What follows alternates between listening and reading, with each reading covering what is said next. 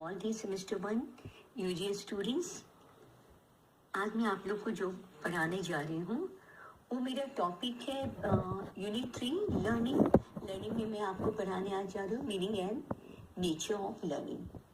तो हम सबसे पहले जानना चाहेंगे कि लर्निंग क्या है, सीखना क्या है। तो हम बहुत सीधी सादी सरल भाषा में ये कह सकते हैं, सीखना एक बहुत ही व्यापक तथा काफ़ी महत्वपूर्ण शब्द है। और मनोवैज्ञानिकों ने वैसे तो सीखने की परिभाषा वैज्ञानिक ढंग से देने की काफ़ी कोशिश की है, और सामान्य अर्थ में सीखना व्यवहार में परिवर्तन को ही कहा जाता है। एंड मीन्स की learning refers to change in behaviour. मगर सभी तरह के व्यवहार में हुए परिवर्तन को हम सीखना नहीं कह सकते, क्योंकि व्यवहार में परिवर्तन जैसे थकान, टायर्डनेस, दवा खाने से बीमारी या उसके अंदर मैच्योरिटी इत्यादि से भी हो सकता है, परंतु इन परिवर्तनों को सीखना नहीं कहा जा सकता है। और बहुत सारे साइकोलॉजिस्ट ने सीखने से तात्पर्य सिर्फ उन्हीं परिवर्तनों से होता है जो अभ्यास, प्रैक्टिस या हमारा जो भी एक्सपीरियंस के फलस्वरूप होते हैं, यानी अनुभव के फलस्वरूप होते हैं। और इसी तरह के परिवर्तन का उद्देश्य व्यक्ति को किसी दिए हुए वातावरण में जो उसके साथ एडजस्टमेंट करने में मदद होता है। तो यह कह सकते हैं कि सीखना व्यवहार में वैसे परिवर्तन को भी कहा जाता है जो कि अभ्यास या अनुभूति यानी एक्सपीरियंस के फलस्वरूप भी होता है, और इसका उद्देश्य व्यक्ति के एडजस्टमेंट करने में काफ़ी मदद भी करता है। जैसे कि कह सकते हैं, learning refers to change in behaviour as a function of practice और experience with a view to make adjustment in the environment. मनोवैज्ञानिकों ने सीखने की परिभाषा भले ही अलग अलग ढंग से दिया है, फिर भी उनके विचारों में इस पद के जो खास अर्थ के बारे में काफ़ी सहमति भी रही है उनके आपस में। जैसे कि कुछ वैज्ञानिकों ने परिभाषाओं को ये इस प्रकार से भी हम क्या कह सकते हैं, ऐसे भी प्रस्तुत किया है, जैसे कि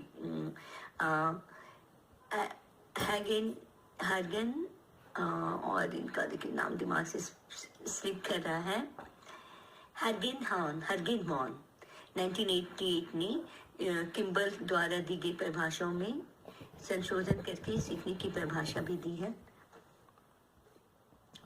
ये सारी चीज़ें जो है सीखना काफ़ी, वैसे हम जन्म के साथ ही सीखना, पहले भी मैंने आप लोग को समझाया कि जब हम सीखने की प्रक्रिया जो हमारी होती है जन्मजात होती है, और जन्म के साथ ही हम सीखने की प्रतिक्रिया मिलनी शुरू हो जाती है। मैंने एग्जाम्पल भी दिया, फीडिंग हैबिट है, बच्चों को बॉटल से दूध कैसे नेपल को मौत से चलाना चाहिए, बर्थ के बाद उनको फीड करने का, वो नेपल के लिप्स को आपस में पेरेंट्स या मदर या जो भी बड़े बुजुर्ग होते हैं उसको ये करना सिखाते हैं। तो सीखने की प्रक्रिया आफ्टर बर्थ इमीडिएट होना शुरू हो जाता है।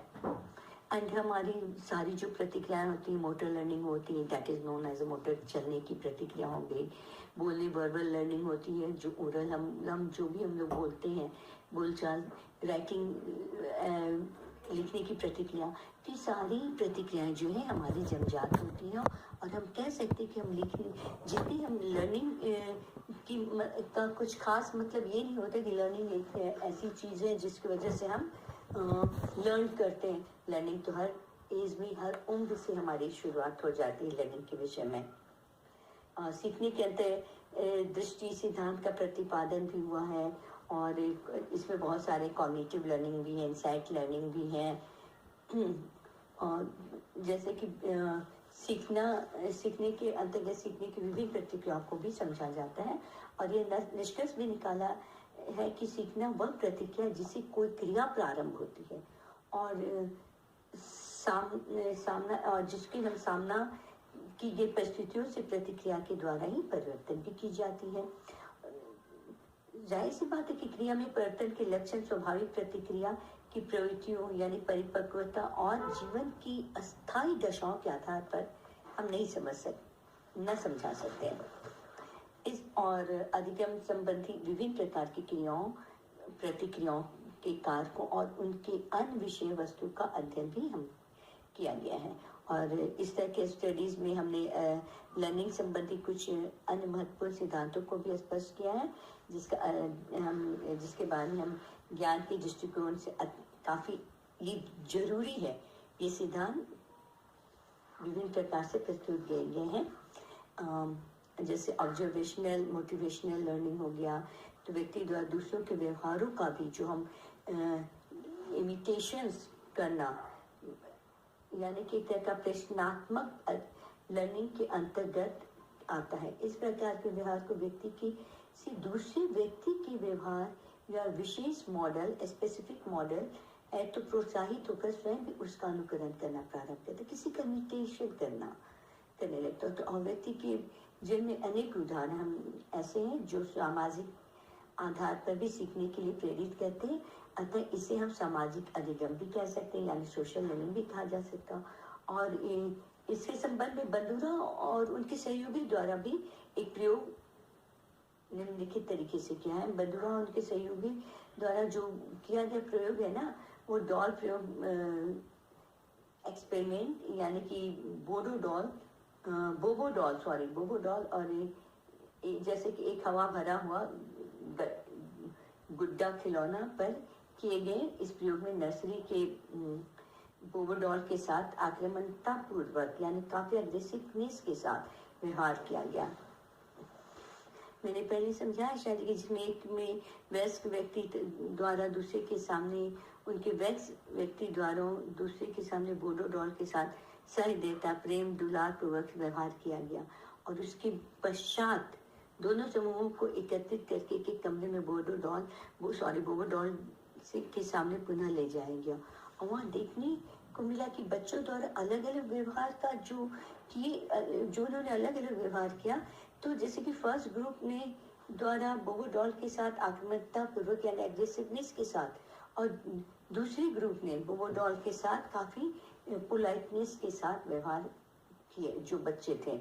तो इन तरह के एक्सपेरिमेंट के परिणाम से स्पष्ट है कि व्यक्ति ठीक वैसा ही व्यवहार करता है जैसा कि वह देखता है। तो इसी बात में मैकडूगल ने अनुकरण करने की इन विधियों को निम्नलिखित 5 प्रकार के भागों में भी विभाजित किया है। जैसे थिंकिंग इमिटेशंस हो गया, इजी इमिटेशन हो गया, मतलब थिंकिंग इमिटेशन मतलब विचारात्मक अनुकरण, सहज अनुकरण, इजी इमिटेशंस हो गया, और थर्ड हम कह सकते हैं थिंकिंग